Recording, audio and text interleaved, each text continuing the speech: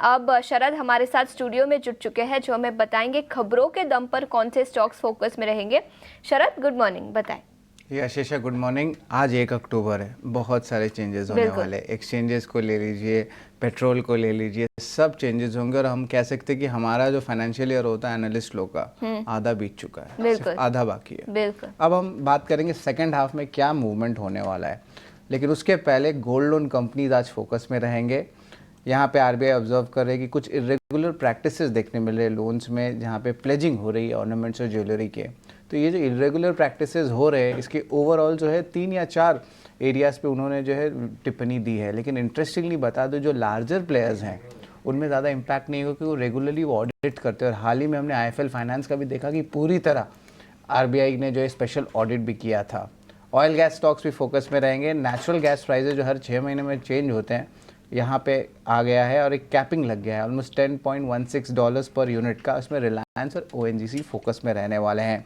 Tata steel के भी important news flow है, जहाँ पे वो अपनी ब्लास्ट फर्नेस ऑपरेशन यूके में जो उन्होंने बंद कर दिया है। हालांकि ये बात उन्होंने पहले ही कह दिया था।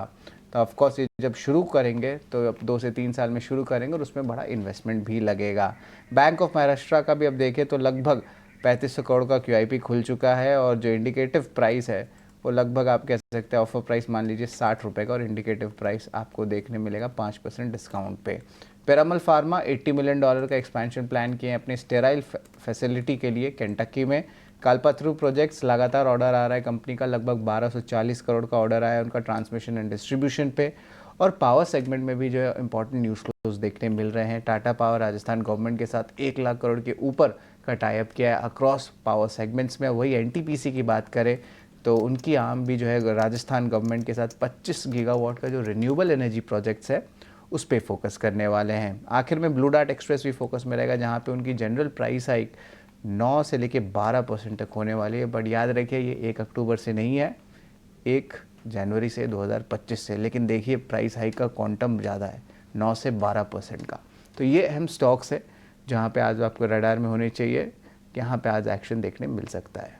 बिल्कुल, तो प्राइस इंक्रीज के चलते ब्लू डार्ट, इसके अलावा कई सारी पावर कंपनियां फोकस में रहेगी। कल्पतरु प्रोजेक्ट्स जिसको नए ऑर्डर्स मिले हैं, यहां पर भी अपनी नज़र रखें। शरद, बहुत बहुत शुक्रिया पूरी डिटेल्स लेकर हमारे साथ जुड़ने के लिए। लेकिन आगे बढ़ते हैं, वरुण अब हमारे साथ जुड़ चुके हैं, जो हमें बताएंगे ब्रोकरेज रिपोर्ट्स के चलते कौन से स्टॉक्स फोकस में रहेंगे। Varun, good morning.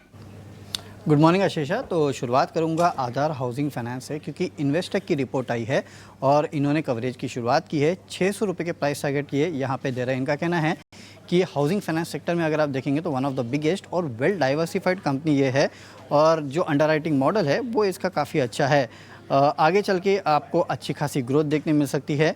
No doubt supply overhang थोड़ा बहुत रह सकता है, लेकिन AUM और पैट में अगर आप देखेंगे तो करीब 20 से 21% के आसपास की ग्रोथ आपको FY24 से 27 के बीच में देखने मिल सकती है। और सप्लाई ओवरहैंग का मेरा मतलब है कि काफ़ी सारे PE प्लेयर्स जो है अगर वो एग्जिट करेंगे तो उसका सप्लाई ओवरहैंग होगा। दूसरा PB फिनटेक, यहाँ पे जेफरीज का नोट है। खरीदारी की सलाह 1800 रुपये का प्राइस टारगेट है। इनका कहना है कि जो मैनेजमेंट ने क्लेरिफिकेशन दिया, और आपने हमारे चैनल पे कल सुना भी था कि वो करीब 100 मिलियन के आसपास का निवेश करने वाले हैं जो हेल्थ केयर सेगमेंट है, तो वो एक ओवरहैंग जो है वो अब कहीं ना कहीं ख़त्म हो जाता है। और इंश्योरेंस सेक्टर में अगर आप देखेंगे तो ये प्रिफर्ड प्ले है इनके लिए, और इसके लिए अभी भी मेंटेन बाय कर रहे हैं 1800 रुपये का प्राइस टारगेट। मॉर्गन स्टैनली का एक नोट है और इंडियन ऑटो कंपनीज पे ये आया है। बेसिकली वोक्सवैगन ने जो प्रॉफिट वार्निंग दी है उस पे इनका नोट है।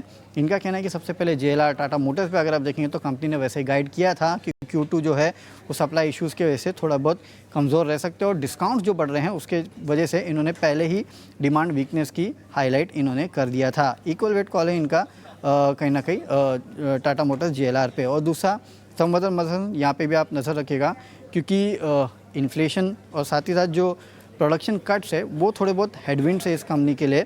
सप्लायर मार्जिन जो है वो साइक्लिकल हाई पे नहीं है, ये इनका कहना है। टेलविंड अगर कोई देखने मिलेगा इस कंपनी के लिए तो वो जो है नॉन ऑटोज़ में अगर रैंप अप होता है तो वो थोड़ा बहुत टेलविंड इस कंपनी के लिए हो सकता है। और यहाँ पे भी इनका ओवरवेट का कॉल अभी भी बरकरार है। बिल्कुल, तो संवर्धना मदरसन, इसके अलावा इंडियन ऑटो कंपनी, आज तो ऑटो सेल्स के नंबर्स भी आएंगे जिसके चलते कई सारी कंपनियां फोकस में रहेगी। PB फिनटेक और आधार हाउसिंग फाइनेंस भी स्टॉक्स ब्रोकरेज रिपोर्ट्स के दम पर फोकस में रहेंगे। वरुण, शुक्रिया पूरी डिटेल्स लेकर हमारे साथ जुड़ने के लिए।